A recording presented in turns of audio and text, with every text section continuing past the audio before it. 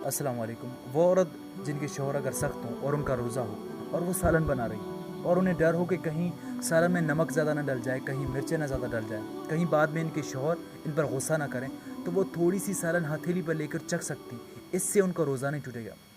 اور وہ شخص جو مسافر ہو یا پھر بیمار ہو تو وہ روزے کی گنتی بعد میں پوری کر سکتا ہے۔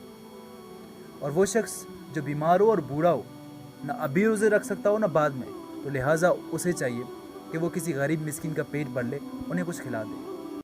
آج آپ کے پاس موبائل ہے، انٹرنیٹ ہے، اگر آپ کو نماز کا نہیں پتہ یا کسی بھی چیز کے بارے میں نہیں پتہ تو آپ سرچ کر کے معلوم کر سکتے ہیں، لیکن آپ نہیں کرتے۔ بے شک اللہ تعالیٰ نے ہر چیز میں اپنی نشانیاں رکھی ہیں اور وہ تمہاری چیزیں سامنے رکھی ہیں، لیکن تم ان نشانیوں کو ٹھکراتے ہو، میرے اللہ کے قرآن کو ٹھکراتے ہو، نبی پاک صلی اللہ علیہ وآلہ وسلم کے احکامات کو ٹھکراتے ہو، ہاں، اور یہ سوچتے ہو کہ تم جنت میں جاؤ گے۔ کیا اس لیے جاؤ گے کہ تم حضور پاک صلی اللہ علیہ وآلہ وسلم کے امتی ہو؟ ہرگز نہیں۔ تم نمازیں نہیں پڑھتے، اللہ کے احکامات پر عمل نہیں کرتے اور تم جنت میں جاؤ۔ جو شخص 5 وقت کی نمازیں پڑھے، اللہ کے احکامات پر عمل کرے، وہ بھی جنت میں جائے۔ تو پتہ کیسے چلے کہ اللہ پاک بہت بڑا انصاف والا ہے؟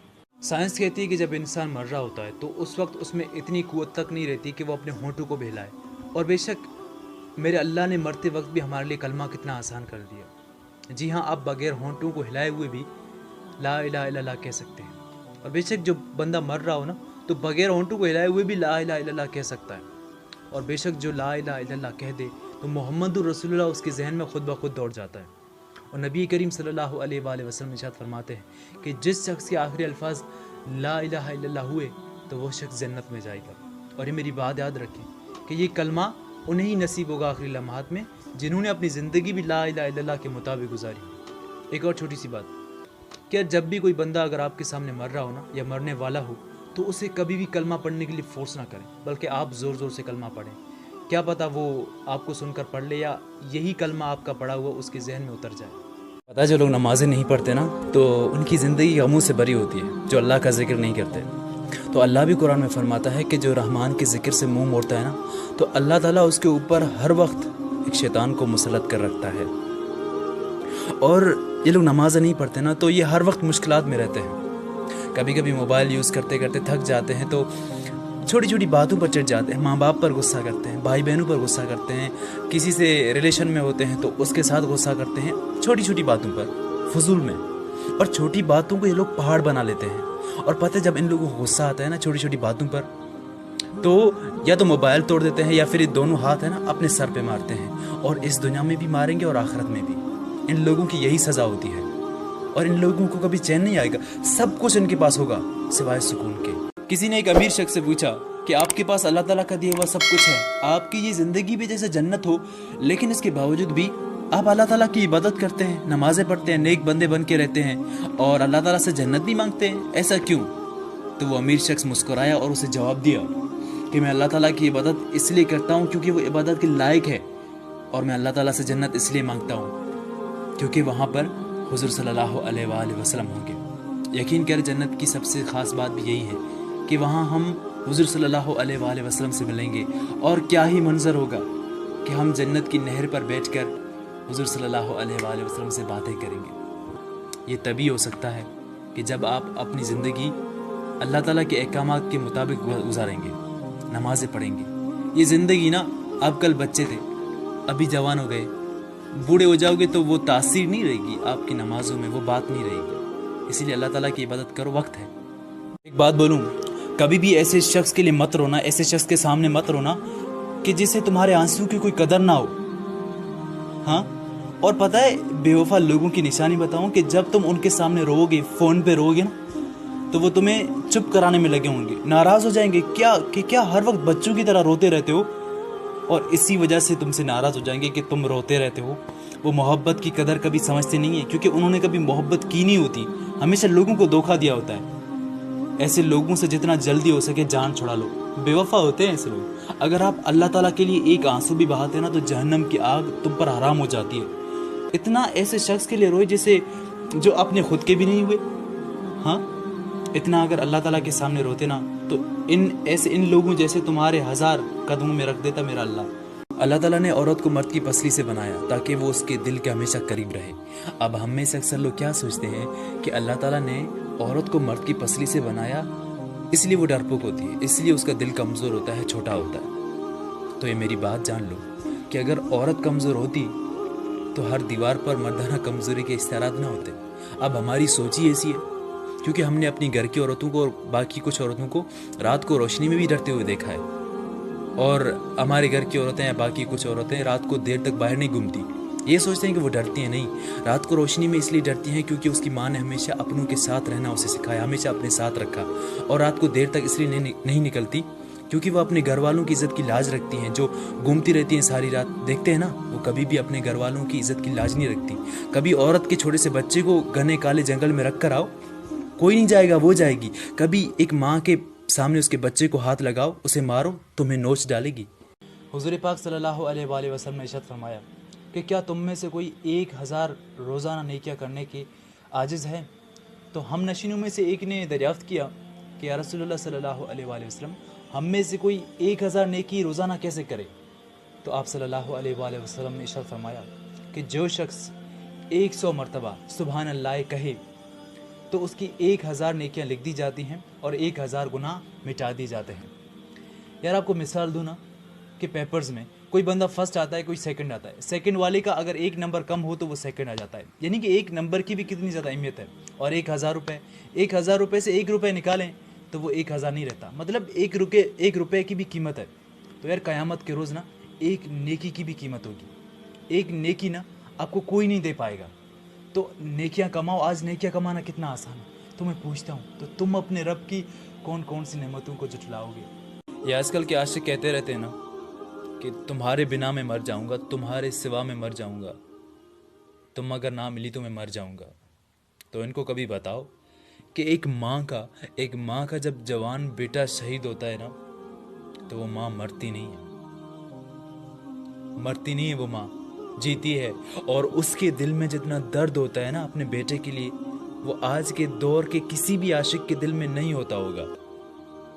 لیکن ایک یار بات ہے،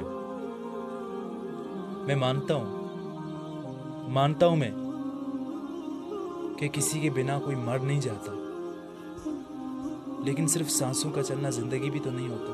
ایک دعا ہے جو لوگ اپنے پیاروں کے لیے کرتے ہیں، اپنے ماں باپ کے لیے کرتے ہیں۔ وہ دعا کون سی ہے؟ کہ میری عمر میری ماں کو لگ جائے، میری عمر میری باپ کو لگ جائے۔ لیکن یہ دعا میں اپنی ماں کے لیے نہیں کرتا کہ میری عمر میری ماں کو لگ جائے۔ جانتے ہو کیوں؟ کیونکہ کیا پتا کل کا دن میرا آخری ہو۔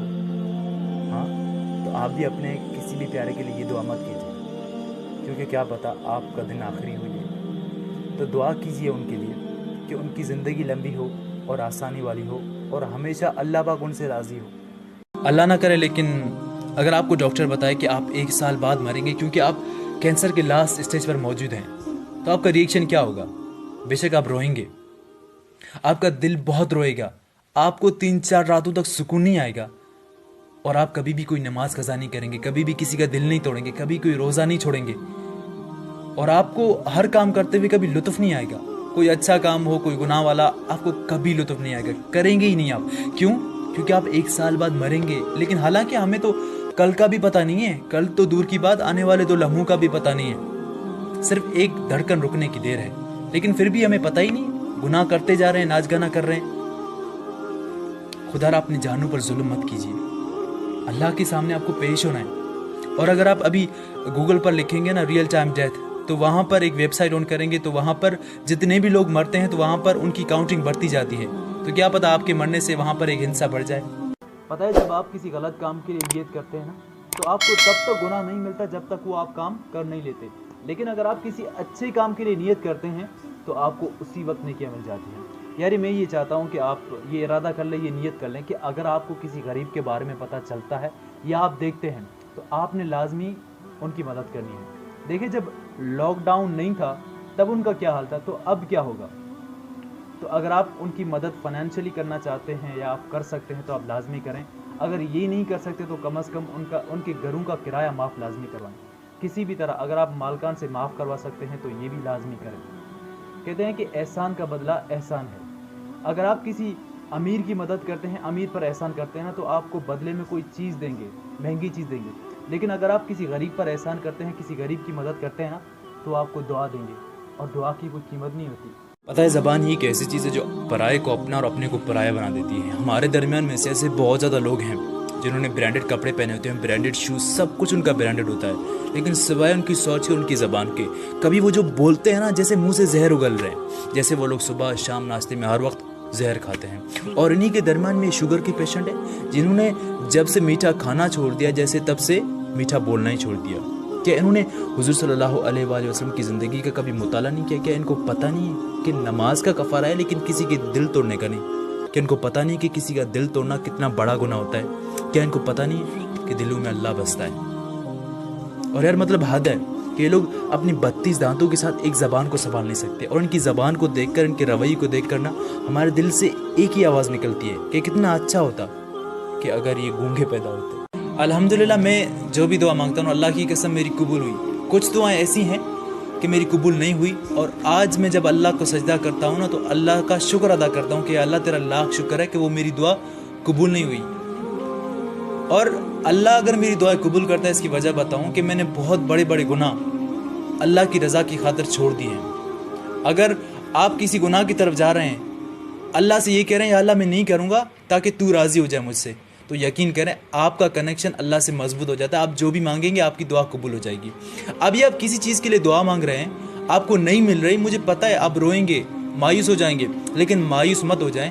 دیکھا ایک نہ ایک دن قبول ہو جائے گی, یا پھر آپ کو پچھتاوا ہوگا کہ کیوں میں نے اس چیز کے لیے دعائیں مانگی. بس آپ صبر کریں, برداشت کریں, آپ کوشش کریں اس چیز کو حاصل کرنے کے لیے, اپنے ہاتھ پاؤں ماریں, نہ ملے نا تو صبر کریں, دیکھنا آپ کے حق میں بہترین ہو جائے گا. اندھے کی خواہش ہوتی ہے کہ وہ دیکھ سکے, بہرے کی خواہش ہوتی ہے کہ وہ سن سکے, گونگے کی خواہش ہوتی ہے کہ وہ بول سکے, اور لنگڑے کی خواہش ہوتی ہے کہ وہ صحیح طرح چل سکے. تو تمہاری کون سی خواہش ہے؟ اللہ نے تمہیں پرفیکٹ بنایا, مسلمان بنایا, اس سے بھی بڑی چیز کہ تمہیں حضور پاک صلی اللہ علیہ وآلہ وسلم کی امت میں پیدا کیا. مجھ میں آپ میں خاص بات یہ ہے کہ ہم امت محمد ہے, کیونکہ مسلمان تو 1400 سال پہلے بھی تھے. اب خاص بات ہے, خاص کرم ہوا, اللہ کا احسان ہوا کہ ہمیں امت محمد بنایا. اللہ نے اتنا بڑا احسان کیا. تو یار تم نماز بھی نہیں پڑھ سکتے, سب سے بیسک چیز, سب سے ضروری جو آپ پر فرض ہے ہر حال میں, تو آپ یہ بھی نہیں پڑھ سکتے. کسی سے بات کرتے ہو, محنت مزدوری کرتے ہو تو ایک 2 گھنٹے لگا لیتے ہو. سب سے لمبی نماز عشاء کی ہوتی ہے 20 منٹ کی, ٹوٹل نمازوں میں 1 گھنٹہ لگتا ہے, تو تم یہ بھی نہیں کر سکتے. افسوس یہ مت کرو کہ کوئی تمہیں لڑکی پسند نہیں کرتی, کوئی لڑکا نہیں کرتا, رشتہ دار نہیں کرتے, فلانا بندہ نہیں کرتا. افسوس اس بات پر کرو کہ اللہ تمہیں کیوں نہیں بلاتا سجدے کے لیے, اور اللہ جس سے ناراض ہوتا ہے نا تو اسے سجدے کے لیے نہیں بلاتا. بیوی اگر سوئی ہو تو اسے نیند سے جگانا درست نہیں. حدیث میں آتا ہے کہ بیوی اگر سوئی ہو تو اسے بلا وجہ نیند سے جگانا سنت کے خلاف ہے. حضرت عائشہ رضی اللہ تعالیٰ عنہا ارشاد فرماتی ہیں کہ میں سو رہی تھی تو اللہ کے حبیب صلی اللہ علیہ وآلہ وسلم آہستہ سے بستر سے اترے اور جوتے پہنے بغیر باہر چلے گئے تاکہ کوئی آواز نہ ہو. تو جب میں نے دریافت کیا کہ اے اللہ کے حبیب صلی اللہ علیہ وآلہ وسلم آپ نے ایسا کیوں کیا, تو آپ صلی اللہ علیہ وآلہ وسلم نے ارشاد فرمایا کہ تم سو رہی تھی, میرا جی چاہا کہ تمہاری نیند میں کوئی خلل نہ ہو, تو بیوی کو منانا, بیوی کی عزت کرنا, بیوی کا خیال رکھنا, یہ سب میری نبی کی سنتوں میں آتا ہے. لیکن افسوس ہے کہ آج اگر کوئی مرد بیوی کی عزت کرے, بیوی کا خیال رکھے تو اسے رن مرید کہا جاتا ہے. 3 جگہوں پر جھوٹ بولنا جائز و حلال ہے. حضور پاک صلی اللہ علیہ وآلہ وسلم ارشاد فرماتے ہیں کہ صرف 3 جگہوں پر جھوٹ بولنا جائز و حلال ہے. نمبر 1, آدمی اپنی بیوی سے بات کرے تاکہ اسے منا لے. نمبر 2, جنگ میں جھوٹ بولنا. نمبر 3, لوگوں کے درمیان صلاح کرانے کے لیے جھوٹ بولنا. پتہ ہے جب اللہ پاک اپنے بندے سے ناراض ہو جاتا ہے نا تو اس سے ماں باپ نہیں چھینتا, اس سے رزق نہیں چھینتا, اس سے بھائی بہن نہیں چھینتا, بلکہ اس سے سجدے کی توفیق چھین لیتا ہے, یا پھر اسے ایسے شخص کی محبت میں ڈال دیتا ہے جو اسے ہر وقت رلاتا رہتا ہے, اس کی زندگی تباہ کر رکھتا ہے, یا پھر اسے ایسے گناہوں میں ڈال دیتا ہے نا جہاں سے اس کا نکلنا مشکل ہی نہیں بلکہ ناممکن ہو جاتا ہے, اور وہ انہی گناہوں میں مر جاتا ہے. ٹک ٹاک والے مثال ہیں آپ کے سامنے کہ انہوں نے ناچ گانے والے ویڈیو بنائے, اب ان کے ہمیشہ چلتے رہیں گے, ہر جگہ پر پھیل گئے ہیں, یہ چاہ کر بھی ڈیلیٹ نہیں کر پائیں گے. اور کبھی آپ کو لگے نا کہ کیا آپ کا مقام اللہ کے یہاں بلند ہے, تو دیکھو کہ اللہ نے آپ کو کن کاموں میں لگا رکھا ہے. السلام علیکم. 2 لفظ ہیں, ایک ہے شفا, ایک ہے شفا. شفا کا مطلب ہے صحت یا تندرستی, جبکہ شفا کا مطلب ہے موت, گڑھا یا پھر کنارہ. تو جب بھی آپ کسی کے لیے دعا کرتے ہیں تو آپ کہیں کہ اللہ آپ کو شفا دے, نہ کہ اللہ آپ کو شفا دے. اس کا مطلب ہے آپ کسی کے لیے بد دعا کر رہے ہیں. سو خدا را ان دونوں لفظوں میں فرق کریں, ہمیشہ لفظ شفا استعمال کریں. تھینک یو سو مچ. حضور صلی اللہ علیہ وآلہ وسلم ارشاد فرماتے ہیں کہ میت کو उसकी कब्र में नोहा के जाने पर अजाब दिया जाता है। नोहा मतलब कि किसी की अच्छाई याद करके चीख चीख कर रोना, चिल्लाना, अपने सर को पीटना। अब आंसू का आना तो फितरी अमल होता है, लेकिन किसी के लिए चीख चीख कर चिल्ला चिल्ला कर रोया नहीं जाता, पीटा नहीं जाता। इससे मैयत को उसकी कब्र में अजाब दिया जाता है। सुनो, अगर तुम नमाज पढ़ने जा रहे हो, रास्ते में हो और नमाज का वक्त भी निकला जा रहा हो, तुम क्या देखते हो कि एक भूखा प्यासा कुत्ता जो ज़मीन पर पड़ा हुआ है, तो रुक जाओ, ठहर जाओ।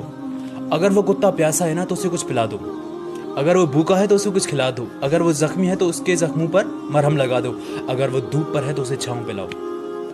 फिर मस्जिद जाओ, फिर नमाज पढ़ने जाओ। देखना, नमाजी सब जा चुके होंगे, लेकिन मेरा अल्लाह फिर भी तुम्हारे इंतज़ार में होगा। और बेशक अल्लाह पाक कुरान में फरमाता है कि तुम ज़मीन वालों पर रहम करो, आसमान वाला तुम पर रहम करेगा। ज़मीन वालों पर रहम करने का ये मतलब नहीं कि लोगों के काम आओ, लोगों के हमदर्द बनो, बल्कि इस दुनिया में जितने भी चरंद परंद जानवर है ना, उन पर भी रहम करो। अगर वो प्यासे हैं तो उन्हें कुछ पिला दो, वो भूखे हैं तो उन्हें कुछ खिला दो। अगर तुम ये अमल करते हो ना तो अल्लाह पाक तुम्हारी बहुत बड़ी मुसीबत हल कर देगा। कभी करके देखिए, आपको सुकून भी आएगा। औरत सहरी में सबसे पहले उठती है, सबके लिए सहरी बनाती है। सब जब खा पी कर ख़त्म कर लेते हैं ना तो खुद आखिर में खाती है। दोपहर होते ही बच्चों के लिए खाने के लिए इंतज़ाम करती है। शाम 4 बजे के बाद अफ्तारी में लग जाती है। अजान होने से पहले दस्तरखान बिछाती है, सबके लिए चटपटे खाने बनाती हैं, सास ससुर के लिए अलग। तो वो लोग जब अपना पेट भर लेते हैं ना तो खानों में नुक्स निकालना शुरू कर देते हैं। तारीफ़ तो दूर की बात है, नुक्स निकालना शुरू कर देते हैं। कहते हैं कि लस्सी में इतना ज़्यादा नमक क्यों है, लस्सी ठंडी क्यों नहीं है। अजीब कुछ उसे सुनना पड़ता। फिर सुबह होती है, फिर सुबह सबसे पहले उठती है, सबके लिए सहरी बनाती है।